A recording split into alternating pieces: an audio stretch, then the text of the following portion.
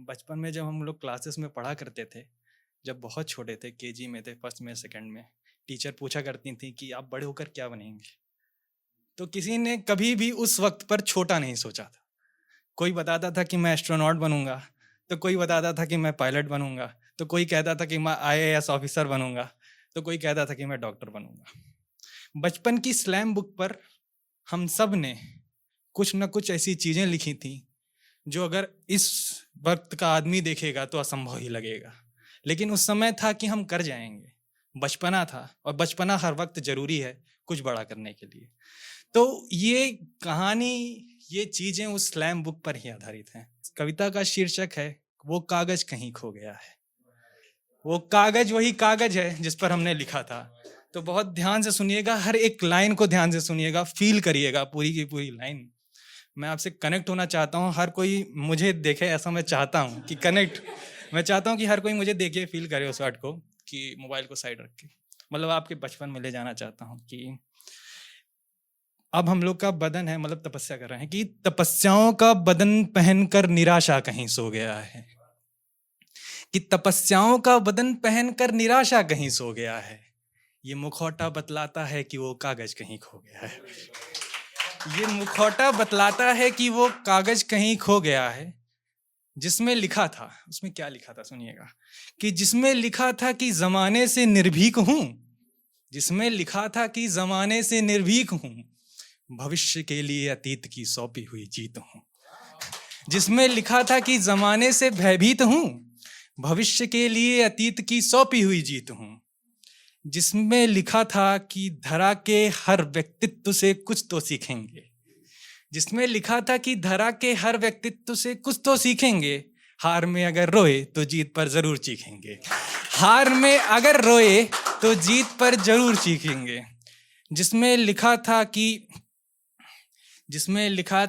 मोम के महलों का बन ज्वाला तिरस्कार करेंगे, जिसमें लिखा था कि मोम के महलों का बन ज्वाला तिरस्कार करेंगे।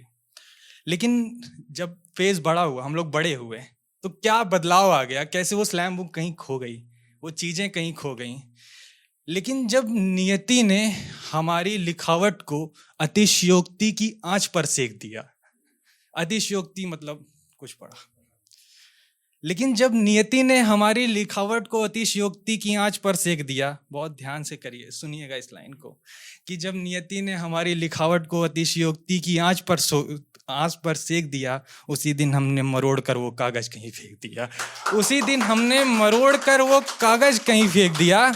उस कागज के बिन अभी जिंदगी कैसे खास होगी, ये कहानी मेरी कलम सुनेगी तो जरूर निराश होगी।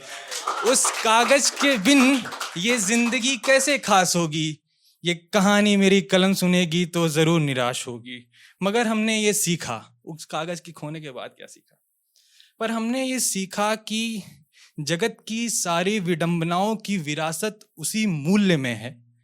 पर हमने ये सीखा कि जगत की सारी विडंबनाओं की विरासत उसी मूल्य में है, जो संख्याओं से तो घिरा है मगर शून्य में है, जो संख्याओं से तो घिरा है मगर शून्य में है।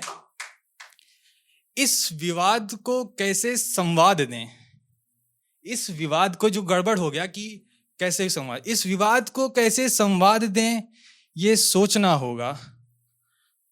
इस विवाद को कैसे संवाद दें, ये सोचना होगा। अगर शून्य लिखना है तो कागज खोजना होगा, अगर शून्य लिखना है तो कागज खोजना होगा। अंतिम दो लाइन है इस पंक्ति की, अगर शून्य लिखना है तो कागज खोजना होगा, वरना ये मुखौटा मान लेगा कि अंदर का कलाकार कहीं सो गया है, वरना ये मुखौटा मान लेगा कि अंदर का कलाकार कहीं सो गया है। हम कलम को कैसे समझाएंगे कि कागज कहीं खो गया है, हम कलम को कैसे समझाएंगे कि कागज कहीं खो गया है।